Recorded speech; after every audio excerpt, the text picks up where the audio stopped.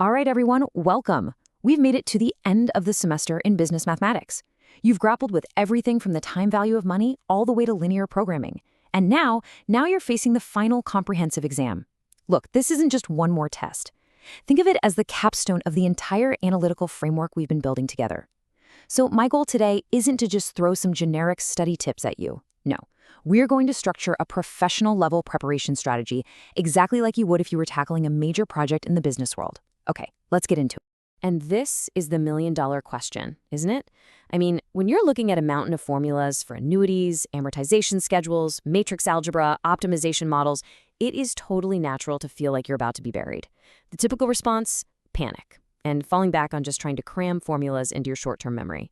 But you're all training to be business leaders, and you know that a surface-level understanding is, well, it's fragile. It shatters under pressure, and it is absolutely not how you make smart financial decisions. We need a much, much better approach. So here's our game plan. This is our strategy for this whole operation. First, we're going to really diagnose this overload problem, especially how it feels in a quantitative course like ours. Then I'm going to introduce you to a method I call the focused review. We'll break that down into two clear, actionable steps. First, isolating the core mathematical concepts, and then practicing the essential skills to apply them. And finally, we'll put it all together into a blueprint that will build real analytical confidence before you even step foot in that exam room. Okay, let's start by really defining the challenge we're up against. In a course like business mathematics, the overload isn't just about the volume of information. It's about the complexity and how everything is connected. Sure, you've got dozens of formulas, but you have to think of each one as a specific tool in a toolbox, designed for a very specific business job. The real challenge, the thing that makes you feel like you're drowning, is not just knowing how to use the tool, but knowing which tool to pick for the job, and most importantly, why that tool is the right one. And that leads us straight to the biggest mistake I see students make, the cram everything method. This is where you just try to memorize every single formula without really understanding the principles behind them. Let me be perfectly clear. In this field, that is a recipe for disaster. Why? Because it leads to huge critical errors in application. You might, for example, use the present value formula for an ordinary annuity when the problem clearly describes an annuity due. It seems like a small mistake, right? But in the business world, that could be a multi-million-dollar calculation error on a pension fund. So the point is this. True mastery isn't about memorizing things. It's about deeply understanding the model itself. So what's the alternative to this chaos? It's a strategic method we're calling the focused review.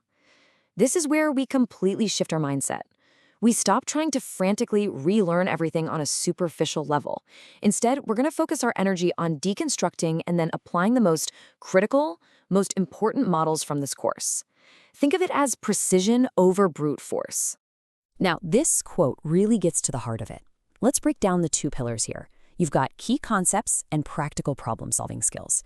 The key concepts, those are the huge foundational theories, like the time value of money, the idea that $1 today is worth more than $1 tomorrow.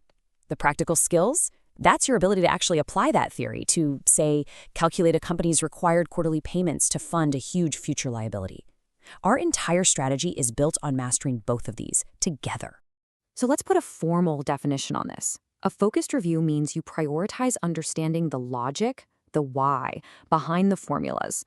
You know, why does the future value formula have an exponent in it? Well, because it has to reflect the powerful nature of compounding interest over many periods. When you get that, really get it, you're so much less likely to make a silly calculation error. This is the difference between an accountant who can only plug numbers into a spreadsheet and a CFO who can actually model future financial scenarios and explain what they mean to a board of directors. And this slide just illustrates that difference perfectly. On the left, you have passive review. That's just rereading your notes, highlighting your textbook, maybe rewatching a lecture. It feels like you're being productive, but honestly, you're building really weak connections in your brain. Now, on the right, you have active review. This is where real mastery is built. This means you take a blank piece of paper and you solve a complex, multi-step bond valuation problem from start to finish. It means you grab a study partner and you explain the logic of a linear programming model out loud. This active recall is what actually prepares you for the high-pressure environment of a final exam. Great, so let's get into the first step. Before you can even begin all that active practice, you have to identify the foundational pillars of this course. You can't practice everything. There's just not enough time. So you have to be strategic and select the most important conceptual frameworks to focus on. You see, every single quantitative course is really just built on a handful of big ideas. For our course, what are they? Well, I'm talking about the major models, things like the time value of money, that's the absolute bedrock of all finance. Debt amortization, you have to understand how loans are paid off, optimization using linear programming, how businesses make the most of limited resources, and marginal analysis using basic calculus. Your first mission is to go through your notes and identify these 5 to 7 core frameworks that we have come back to again and again and again. Everything else we've studied is just a variation or an application of these big ideas. And here is exactly how you do it. Step 1. Your syllabus is your roadmap. Look at the titles of the major units. Mathematics of finance, linear systems and matrices. Those are your giant signposts. Step 2. Go back and analyze your midterms. Think of them as intelligence reports from me, telling you what I think is absolutely critical. If 40% of your midterm was on annuities, guess what? That's a core concept. And finally, step 3. You put all of this onto a single page, a concept map. Put business math in the center and draw branches out to your big ideas. Then connect all the specific formulas to each branch. This page becomes your strategic dashboard for the entire course. Okay, once you have your concept map, your strategic dashboard, we move from knowing to doing. An exam in this field is not a test of what you know. It's a performance. It's an evaluation of your ability to execute complex analytical tasks correctly under time pressure. So this is the part where we build the muscle memory and the confidence you need for that performance. I want you to really commit this ratio to memory, 80%. From now until the exam, 80% of your study time should be spent actively solving problems. Only 20% should be spent reviewing the concepts on your map. I know that sounds backwards, but trust me, the deepest learning happens when you are struggling to solve a difficult problem, not when you're passively reading the solution. You only learn the little details of a model when you're forced to apply it to a messy, real-world kind of problem. So what does this 80% look like? First, find old exams or practice problems and solve them under strict, timed conditions. You have to build up your analytical stamina. Second, and this one is so important, find a partner and try to teach them. Let's say you're the financial advisor and they're the client. Your job is to explain, in simple terms, exactly why their mortgage payment is what it is, breaking down how much goes to principal versus interest over time. If you can't explain it simply, you don't really understand it. Third, write your own exam questions. Create a business scenario that requires a net present value calculation to decide between two investments. This forces you to think like a strategist, not just someone who plugs in numbers. All right, let's pull all of this together into our final blueprint. We've gone from the pure chaos of trying to memorize an entire textbook to a focused professional way of mastering a really complex subject. This is your plan. This is how you walk into that exam with the quiet confidence that only comes from deep, rigorous preparation. And here it is, a simple 4-stage loop for deep mastery.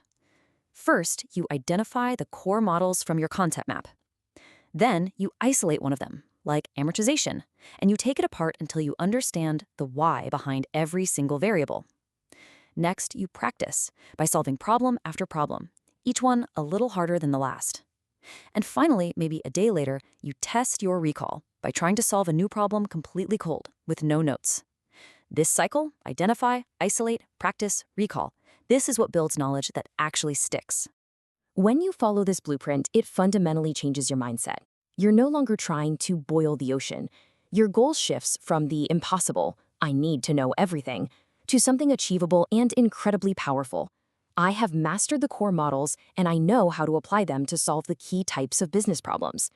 This is the moment you stop thinking like a student and start thinking like a professional analyst. You go from being completely overwhelmed to being completely in control.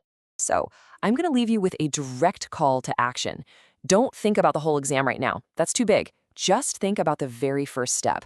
Pull out your concept map. Which core concept? Is it calculating future value? Is it finding the break-even point? Is it optimizing a system with 2 variables? Which one will be your entire focus for the next 90 minutes? What is the very first model you are going to identify, practice, and master starting right now? Begin there.